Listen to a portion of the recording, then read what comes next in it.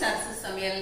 இன்னைக்கு full day vlog தான் பார்க்க போறேங்க. விளாக் அப்படின்னா குக்கிங் மட்டும். நான் காலையில மத்தியானம் நைட்டுக்கு என்ன பண்ண போறேன் அப்படிங்கிறது தான் இன்னைக்கு நான் விளாகாக கொடுக்க போறேன். காலையிலேக்கு ரொம்ப சிம்பிளா ஒரு சட்னிங்க, தக்காளி போடாம நல்லா காரசாரமா சுருக்குன்னு ஒரு சட்னி. மத்தியானத்துக்கு அதே மாதிரி வத்த குழம்பு காம்போவா இன்னைக்கு வந்து ஒரு கீரை பொரியல், சவுச்சவு கூட்டு, கொள்ளு ரசம் இதெல்லாம் தான் செய்ய போறேன். நைட்டுக்கு இன்னும் என்ன டிசைட் பண்ணல. நான் செய்யும்போது அதையுமே நான் உங்களுக்கு வீடியோவில் கொடுக்குறேங்க. வாங்க இப்போ ஒவ்வொன்றா ஸ்டார்ட் பண்ணிடலாங்க. இப்போ நம்ம சவுச்சவை தோல் சீவிட்டு நல்லா க்யூப்ஸாக நறுக்கி எடுத்துகிட்டு வந்துடலாங்க. அப்புறம் கீரையும் வந்து நல்லா ஆஞ்சிட்டு வேர் பகுதியெல்லாம் ஆஞ்சிட்டு தண்ணியில் அலசிட்டு இதை பொடியாக நறுக்கி எடுத்துகிட்டு வந்துடலாங்க. இப்போது இன்றைக்கி சமையலுக்கு தேவையான எல்லாமே நான் ரெடி பண்ணி எடுத்து வச்சுட்டேங்க. சவுச்சவு கூட்டுக்கு இந்த மாதிரி பாருங்கள் க்யூப்ஸாக நறுக்கிக்கணும். அதே மாதிரி கூட்டுக்கு வந்து கடலைப்பருப்பு ஒரு கைப்பிடியும், 1 டேபிள் ஸ்பூன் அளவுக்கு பாசிப்பருப்பும் இந்த மாதிரி நான் தண்ணியில் ஊற வச்சுருக்கேங்க. இப்போ வத்த குழம்புக்கு ரசத்துக்கு எல்லாம் புளி ஊற வச்சாச்சுங்க. கீரை சுத்தம் பண்ணியாச்சு, தேங்காய் துருவியாச்சு, வத்த குழம்புக்கு வெங்காயம் பூண்டு எல்லாமே ரெடி பண்ணி வச்சாச்சுங்க. ஃபஸ்ட்டு இப்போ நம்ம சட்னிக்கு வதக்கிட்டு தோசை ஊற்றி சாப்பிட்டுட்டு அதுக்கப்புறமா நம்ம சமையல் ஆரம்பிச்சிடலாங்க. இப்போ சட்னிக்கு வதக்கிறதுக்கு கொஞ்சமாக நல்லெண்ணெய் விட்டுக்கலாங்க. இப்போ கொஞ்சம் உளுத்தம்பருப்பு சேர்த்துக்கலாம். இப்போ இதுலேயே காஞ்ச மிளகாய் சேர்த்துடலாங்க. பூண்டு ஒரு 4 பல் இதுலேயே சேர்த்துக்கலாம். இப்போ கருவேப்பிலை கொஞ்சம் சேர்த்துக்கலாங்க. இப்போ பாருங்கள், மிளகாய் நல்லா இந்த மாதிரி செவந்து வந்துடுச்சு, கருகிடக்கூடாது.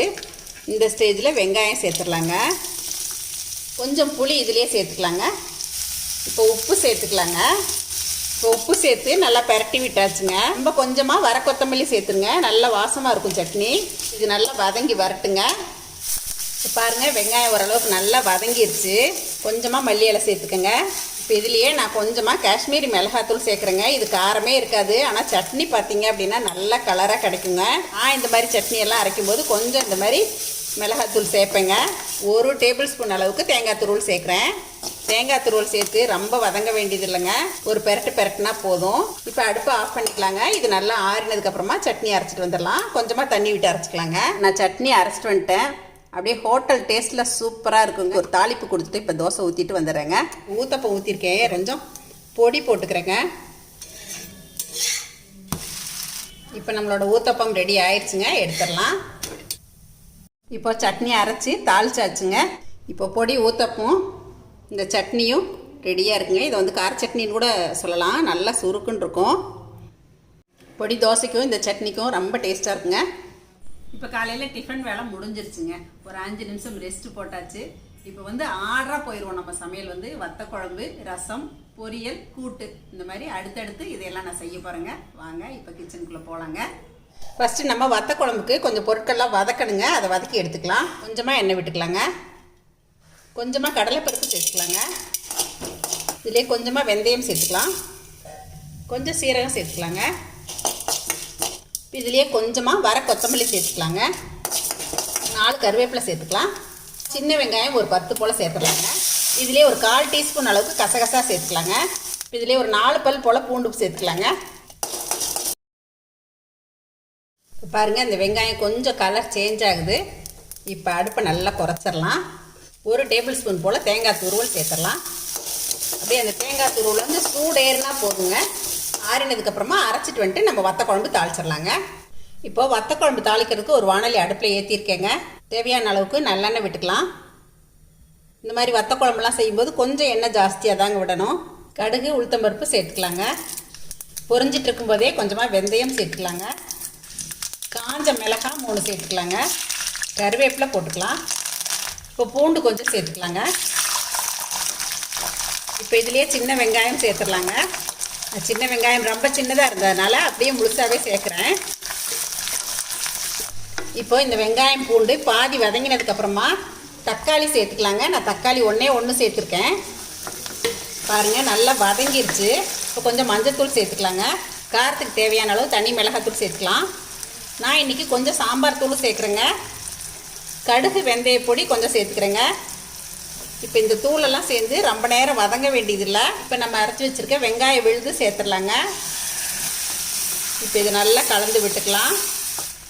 இப்போ வத்த குழம்புக்கு தேவையான உப்பு சேர்த்துடலாங்க. இப்போ இது கொதிச்சிட்டு இருக்கும்போதே நம்ம புளி தண்ணி விட்டுக்கலாங்க. இப்போ இது நல்லா கலந்து விட்டு நீங்கள் உப்பு, காரம், புளிப்பு எல்லாமே பார்த்துக்கலாம்.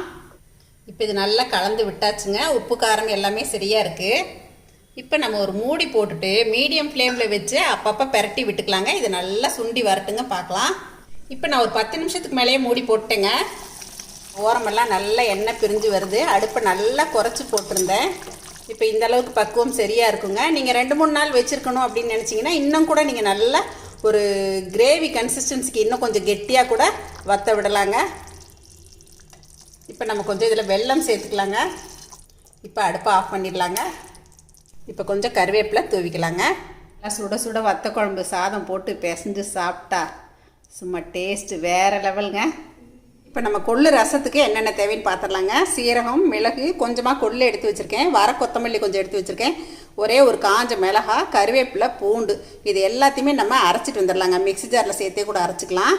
பூண்டு, மிளகா தவிர மீதி எல்லாத்தையுமே நான் மிக்ஸி ஜாரில் சேர்த்துட்டுங்க. இப்போ இதை அரைச்சிட்டு வந்துட போகிறேன். நீங்கள் சுக்கு இருந்தால் கொஞ்சம் சுக்கு போட்டுங்க. நான் இன்றைக்கி வந்து சுக்கு பொடி போட போகிறேன். கொள்ளு ரசத்துக்கு இந்த மாதிரி அரைச்சிட்டு வந்துட்டேங்க. சீரகம், மிளகு, மல்லி, கொள்ளு, கருவேப்பிலை எல்லாத்தையுமே சேர்த்து அரைச்சிட்டு மிளகா, பூண்டு, வெங்காயம் இந்த மாதிரி ஒன்றும் பாதியமாக தட்டி சேர்த்துருக்கேன். இந்த மாதிரி ரசம்லாம் செய்யும்போது பூண்டு வந்து தோலோடு தட்டி சேர்த்துக்குங்க, அப்போ தான் நல்லாயிருக்கும்.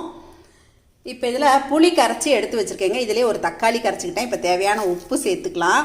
இப்போ இதுலேயே வந்து அரிசி கழுவுன தண்ணி ஊற்றிக்கலாங்க. இந்த மாதிரி ரசம்லாம் செய்யும்போது கழனி தண்ணி விட்டு வச்சிங்கன்னா நல்லாயிருக்கும். இப்போ கொஞ்சம் கொத்தமல்லி இலை இதுலேயே நல்லா கையில் கரைச்சி விட்டுக்கலாங்க. இப்போ கொள்ளு ரசம் வைக்கிறதுக்கு ஒரு வாணலி அடுப்பில் ஏற்றிட்டேங்க. கொஞ்சம் எண்ணெய் விட்டுக்கலாம். கடுகு சேர்த்துடலாங்க. கருவேப்பிலை சேர்த்துக்கலாம். கொஞ்சம் பெருங்காயத்தூள் சேர்த்துக்கலாங்க. இப்போ நம்ம அரைச்சி வச்சுருக்க இந்த கலவை சேர்த்துடலாம். ரொம்ப நேரம் வதங்க வேண்டியதில்லை. இப்போ நம்ம கலந்து வச்சுருக்க இந்த புளி தண்ணி சேர்த்துடலாங்க. இப்போ மஞ்சத்தூள் சேர்த்துக்கலாம். இப்போ இதுலேயே சுக்கு பொடி கொஞ்சமாக சேர்க்குறேங்க. இப்போ இதுலேயே கொஞ்சமாக நான் ரசப்பொடி சேர்க்குறேங்க. பாருங்கள், நம்ம கலக்கி வச்ச ரசம் நல்லா கொதி பிடிக்க ஆரம்பிச்சிருச்சு. கொஞ்சம் கொத்தமல்லி தூவி அடுப்பை ஆஃப் பண்ணிடலாங்க. சுக்கு, மிளகு, மல்லி மணத்தோட நம்மளோட கொள்ளு ரசம் இப்போ தயாராகிடுச்சுங்க. சளி, இருமல், காய்ச்சல், உடம்பு வலி இதெல்லாம் இருக்கும்போது இந்த மாதிரி கொள்ளு ரசம் வச்சு ஒரு டம்ளர் ஊற்றி சூடாக குடிச்சு பாருங்கள். காய்ச்சல், தலைவலி, கை கால் வலி, சளி எல்லாம் இருந்த இடம் தெரியாமல் பறந்து போயிருங்க. அப்படியே கப்புன்னு மூடி போட்டு மூடிடலாங்க. நம்ம கீரை பொரியல் தாளிச்சிடலாங்க. கடுகு, உளுத்தம்பருப்பு சேர்த்துக்கலாம். இப்போ காஞ்ச மிளகாய் சேர்த்துக்கலாங்க. கருவேப்பிலையும் சேர்த்துக்கலாம். நறுக்கி வச்சுருக்க வெங்காயம் சேர்த்துடலாங்க. இந்த மாதிரி வத்த குழம்புலாம் செய்யும்போது கீரை பொரியல்லாம் கொஞ்சம் மைல்டாக செஞ்சால் நல்லாயிருக்கும். பாருங்கள், இந்த வெங்காயம் நல்லா கண்ணாடி பதம் வதங்கிடுச்சு. கீரை சேர்த்துடலாங்க. நான் இன்றைக்கி அரைக்கீரை தான் எடுத்திருக்கேன். இதுலேயே உப்பு சேர்த்துக்கலாங்க. இந்த சிறுகீரை, அரைக்கீரை இதெல்லாம் செய்யும்போது இதுலேருந்தே கொஞ்சம் தண்ணி விட்டு வரும். அதனால் நம்ம தண்ணி கூட தெளிக்க வேண்டியதில்லை. பாருங்கள், கொஞ்சம் தண்ணி விட்டு வரும். இந்த தண்ணியே வேகிறதுக்கு போதுமானதுங்க. ஒரு மூடி போட்டலாம். கீரையெல்லாம் வேகும்போது இந்த மாதிரி கொஞ்சம் ஓப்பனில் வச்சு வேக வச்சுருங்க. கீரையை இந்த மாதிரி மூடி போட்டு ஒரு 5 நிமிஷத்துக்கு மேலேயே வேக விட்டுட்டேங்க. கீரை பொரியல், அவரைக்காய் பொரியல் இதெல்லாம் செய்யும்போது கொஞ்சமாக சீரகத்தூள் சேர்த்துக்குங்க. மைல்டாக நல்லாயிருக்கும். இப்போ தேவையான அளவுக்கு தேங்காய் துருவல் சேர்த்துடலாங்க. அவ்வளோதாங்க. நல்லா கலந்து விட்டாச்சுன்னா நம்மளோட கீரை பொரியல் இப்போ ரெடி ஆயிடுச்சுங்க. இப்போ நம்ம சவுச்சவு கூட்டுக்கு ஊற வச்ச கடலைப்பருப்பு, பாசிப்பருப்பு 1 மணி நேரத்துக்கு மேலே ஊறிடுச்சுங்க. இதை நான் நல்லா கழுவிட்டு இதில் கொஞ்சமாக மஞ்சத்தூள் போட்டு தண்ணி ஊற்றி வச்சுருக்கேன். இது ஒரு 3 விசில் வச்சு எடுத்துக்கலாங்க. இப்போ சவுச்சவு கூட்டுக்கு கடலைப்பருப்பு, பாசிப்பருப்பு ஒரு பக்கம் வேக வச்சு எடுத்து வச்சுருக்கேங்க. அதே மாதிரி தேங்காய், சீரகம், இப்போ ஒரே ஒரு பச்சை மிளகாய் சேர்த்து இதை அரைச்சிட்டு வந்துட்டு போகிறேன். சின்ன முடிக்கு 1 மூடி தேங்காய் எடுத்துருக்கேங்க. இதை நல்லா நைஸாக அரைச்சிட்டு வந்து இப்போ நம்ம கூட்டு தாளிச்சிடலாங்க. இன்றைக்கி சவுச்சவு கூட்டு நான் குக்கரில் தான் தாளிக்க போகிறேங்க. இப்போ குக்கர் அடுப்பில் ஏற்றிட்டு கொஞ்சம் தேங்காய் எண்ணெய் விட்டுக்கிறேங்க. கடுகு, உளுத்தம்பருப்பு சேர்த்துக்கலாங்க. கருவேப்பிலை சேர்த்துக்கலாங்க. நறுக்கி வச்சுருக்க சவுச்சவு சேர்த்துடலாங்க. இந்த மாதிரி கூட்டுக்கெல்லாம் தேங்காய் எண்ணெய் விட்டு தாளிக்கும் போது நல்ல வாசம் வருங்க. நம்ம பருப்பு வேக வைக்கும் போதே மஞ்சத்தூள் சேர்த்துருக்கோம். இப்போ காயில் கொஞ்சமாக சேர்த்துக்கலாம். தேவையான உப்பு சேர்த்துடலாங்க. இப்போ இது ஒரு 2 நிமிஷம் நல்லா வதங்கிடுச்சுங்க. இப்போ நம்ம அரைச்சி வச்சுருக்க தேங்காய், சீரகம், பச்சை மிளகாய் விழுது சேர்த்துடலாங்க. இது நல்லா கலந்து விட்டுக்கலாங்க. நம்ம பருப்பு வேக வச்ச தண்ணி இருக்கும் இல்லைங்களா, அந்த தண்ணியை கொஞ்சம் இதில் விட்டுக்கலாம். அந்த தண்ணியை வேஸ்ட் பண்ண வேண்டாம். இப்போ குக்கர் மூடி போட்டுடலாங்க. இப்போ வெயிட் வச்சிடலாங்க. ஒரு 2 விசில் வரட்டும்.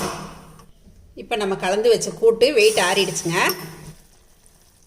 சவுச்சோங்கிறதால நம்ம வந்து 2 விசில் வச்சுட்டோம். பாருங்கள், இப்போ இது வந்து தண்ணியாக தான் இருக்குது. இப்போ மறுபடியும் கொஞ்சம் அடுப்பை பற்ற வச்சு இந்த தண்ணியை சுண்ட விடணுங்க. இந்த ஸ்டேஜில் நம்ம வேக வச்ச பருப்பு சேர்த்துக்கலாங்க. இப்போ கரண்டியில் எடுத்தால் இந்த மாதிரி தண்ணி வடியும். இந்த மாதிரி வடியக்கூடாது, கொஞ்சம் நல்லா சேர்ந்து வரணும். அப்போ தான் கூட்டு நல்லா டேஸ்ட்டாக இருக்கும். இப்போ பாருங்கள் நம்ம கலக்கி வச்ச கூட்டு கொஞ்சம் நல்லா கெட்டிப்பட்டுருச்சு. இப்போ பாருங்கள் அந்த தண்ணி வடியவே இல்லை. இந்த மாதிரி ஒன்று சேர்ந்து வந்திருக்கு பாருங்கள். இந்த அளவுக்கு கொலப்பாக இருக்கணும். இப்போ அடுப்பை ஆஃப் பண்ணிடலாங்க. இதில் 1 டீஸ்பூன் அளவுக்கு தேங்காய் எண்ணெய் விட்டுக்கலாங்க. அதாங்க இப்போ நம்மளோட சௌ கூட்டு ரெடி ஆயிடுச்சுங்க. இப்போ எங்கள் வீட்டில் மதிய உணவு எல்லாமே ரெடி ஆயிடுச்சுங்க. ரைஸும் வச்சு இறக்கிட்டேன். பாருங்கள், சுட சுட சாதம், வத்த குழம்பு, சௌ கூட்டு, கொள்ளு ரசம், கீரை பொரியல், ஒயிட் ரைஸ்க்கு தயிருங்க. அப்பளம் இல்லாத வத்த குழம்பாங்க. வத்த குழம்புனாவே அப்பளம் படகம் பொரிச்சா தான் நல்லாயிருக்கும். இப்போ எல்லாமே எங்கள் வீட்டில் லஞ்ச் ரெடியாக இருக்குங்க. வாங்க நீங்களும் சாப்பிட்லாம். காலையிலேருந்து ஆரம்பித்து மத்தியானம் லஞ்சு முடிஞ்சிருச்சுங்க. எல்லோரும் சாப்பிட்டாச்சு. இனிமேல் எனக்கு கொஞ்சம் ரெஸ்ட்டு தான். அதுக்கப்புறமா கொஞ்சம் வந்து அடுப்படியெல்லாம் க்ளீன் பண்ணிவிட்டு அப்புறம் ஸ்கூல்லேருந்து பாப்பா வருவாங்க, அவங்கள கவனிச்சிட்டு அதுக்கப்புறமா நைட் டின்னர் ரெடி பண்ணுங்க. இன்றைக்கி நைட் வந்து நான் ராகி ரொட்டி தான் பண்ணலான்னு இருக்கேன். இன்னும் கொஞ்சம் நேரம் கழித்து உங்களை வந்து பார்க்குறேங்க. இப்போ சாயங்காலம் 5 மணிக்கு மேலே ஆயிடுச்சுங்க. சாதம் கொஞ்சம் மீதி ஆயிடுச்சு. அதை குக்கரில் சேர்த்து வச்சுருக்கேன். கொஞ்சம் தண்ணி விட்டுக்கிறேன், கொஞ்சம் பால் விட்டுக்கிறேன். அப்புறம் நம்ம ஒரு சவுண்டு விட்டுட்டு இதை தயிர் சாதமாக தாளிச்சிக்கலாங்க. பாருங்கள், தண்ணியும் பாலும் ஒன்றா ஊற்றி வேக விடும்போது இந்த மாதிரி நல்லா குழைய வெந்துடும். இதுக்கப்புறம் மறுபடியும் வேணும்னாலும் நம்ம சுடுதண்ணியோ பாலோ ஊற்றி இன்னும் கொஞ்சம் நல்லா குழைவாக வச்சுட்டு அதுக்கப்புறம் தயிர் விட்டு கிளறிட்டு அப்படியே ஒரு தாளிப்பு கொடுத்துர்லாங்க. இப்போ பாருங்கள், மத்தியானம் மீதியான சாதத்தில் தயிர் சாதம் ரொம்ப சூப்பராக சூடாக ரெடி ஆயிடுச்சுங்க. அடுத்ததாக ராகி ரொட்டிக்கு பிசைய போகிறேன். கேழ்வரகு மாவு ராகி ரொட்டிக்கு எடுத்து வச்சுருக்கேங்க. இப்போது ராகி ரொட்டிக்கு ராகி மாவு, வெங்காயம், கருவேப்பிலை இது எல்லாமே சேர்த்துட்டேங்க. இந்த பாத்திரத்தில் கொஞ்சம் பச்சை மிளகா பொடி பொடியாக நறுக்கி சேர்த்துருக்கேன். கொத்தமல்லி எல்லாம் சேர்த்துக்கலாங்க. கொஞ்சம் முருங்கைக்கீரை. இப்போ தேவையான உப்பும் சேர்த்துக்கலாங்க. இப்போ இதை கையில் நல்லா பிசைஞ்சு விட்டுக்கலாம். வெங்காயம் ஜாஸ்தியாக போடணுங்க, அப்போ தான் டேஸ்ட் ரொம்ப நல்லாயிருக்கும். அது வெங்காயத்தை வந்து கையில் நல்லா நொறுங்க பிசைஞ்சு விட்டுட்டு அதுக்கப்புறம் தான் மாவு சேர்க்கணும். நான் இன்றைக்கி கொஞ்சம் மறந்துட்டேங்க, அப்படியே ஒன்றா போட்டேன். தண்ணி தேவைக்கு ஊற்றிக்கலாங்க. பாருங்கள், மாவு பிசைஞ்சாச்சு. இந்த அளவுக்கு பிசைஞ்சுக்கணும். இப்போ நம்ம ரொட்டியாக தட்டிடலாங்க. இப்போ நான் ராகி ரொட்டி தட்டுறதுக்கு இந்த மாதிரி வாழை இலை தாங்க எடுத்திருக்கேன். என்கிட்ட இந்த மாதிரி இலை இருந்துச்சு. கொஞ்சம் வாடி பழுத்து தான் போச்சு. இருந்தாலும் பரவாயில்ல, வாழை இலை நல்லது அப்படிங்கிறதுனால நான் இதில் தான் இன்றைக்கி தட்ட போகிறேங்க. கொஞ்சம் எண்ணெய் தடவிக்கிட்டேன். நம்ம எந்த அளவுக்கு பெருசாக ரொட்டி வேணுமோ அந்த அளவுக்கு நம்ம உருண்டைகள் உருட்டிக்கலாங்க. இப்போ தோசைக்கல் நல்லா காஞ்சிருச்சுங்க. இப்போ நம்ம தட்டி வச்ச ரொட்டியை இப்படியே இலையோடு இப்படியே போட்டுறணுங்க. 1 நிமிஷம் பொறுத்து எடுத்தீங்க அப்படின்னா அப்படியே எடுத்துகிட்டு வந்துடுங்க. 1 நிமிஷம் கூட விட வேண்டியது இல்லைங்க. ஒரு 10-20 செகண்ட் விட்டிங்கன்னாவே போதும். பாருங்கள், இந்த மாதிரி ஈஸியாக வந்துடும். இப்போ அடுத்த ரொட்டி தட்டுறதுக்குமே இந்த எண்ணெய் போதுமானதுங்க. எண்ணெய் விட்டுக்கலாங்க. இப்போ நம்ம ஆல்ரெடி எண்ணெய் ஊற்றிருக்கோம். ஆனால் இந்த ராகியோட தன்மை என்ன அப்படின்னா இந்த மாதிரி வெள்ளை வெள்ளையாக வருங்க. அதனால் நம்ம ஒரு ப்ரஷ்ஷோ அல்லது ஸ்பூனோட பின்பகுதி ஆயிலில் போட்டிருப்போம் இல்லைங்களா, அந்த ஸ்பூனோட பின்பகுதியில் இப்படியே தடவி விட்டீங்க அப்படின்னா கொஞ்சம் அதெல்லாம் மறைஞ்சிருங்க. இந்த ராகி ரொட்டியெல்லாம் வேக வைக்கும்போது அடுப்பை மிதமான தீயிலே வச்சு வேக வைக்கணுங்க. நல்லா அந்த மாவு வெந்துட்டால் போதுங்க, ரொம்ப முருக விடாதீங்க, அப்புறம் ரொம்ப ரொட்டி மாதிரி ஆயிரும். இப்போ இது வெந்துருச்சு, எடுத்துடலாங்க. நம்ம அடுத்த ரொட்டியும் இதே மாதிரி போட்டுடலாங்க. இப்போ இதையும் அதே மாதிரி எடுத்துடலாங்க. இல்லை, நைட் டின்னராக ராகி ரொட்டி, தயிர் சாதம், நார்த்தங்காய், ஊறுகாய் எல்லாமே இப்போ ரெடியாக இருக்குங்க. இந்த ராகி ரொட்டியெல்லாம் போட்ட உடனே சூடாக சாப்பிட்டணுங்க. இப்போ எங்கள் பொண்ணு வெயிட் பண்ணிகிட்டு இருக்காங்க. நானும் எங்கள் பொண்ணுமா உட்காந்து இப்போ நாங்கள் சாப்பிட போகிறோங்க.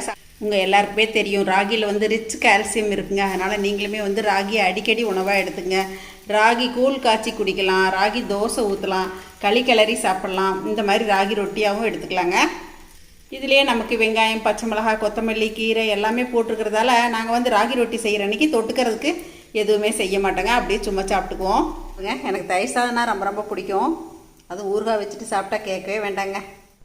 இப்போ நாங்கள் எல்லோரும் சாப்பிடும்போதே விக்னேஷும் வந்துட்டாங்க. விக்னேஷும் இப்போ சாப்பிட்றாங்க. எப்படி இருக்குது விக்னேஷ்?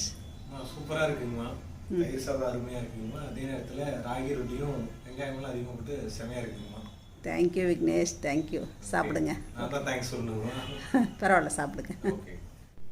என்னங்க, இன்னைக்கு காலையில் டிஃபன் பண்ணதுலேருந்து மத்தியானம் நான் லஞ்சுக்கு என்ன பண்ணேன், இப்போ நைட்டுக்கு ராகி ரொட்டி, தயிர் சாதம், எல்லாத்தையும் முடிச்சு இப்போ தான் ஒரு வழியாக எல்லாமே எனக்கு வேலை முடிஞ்சுதுங்க.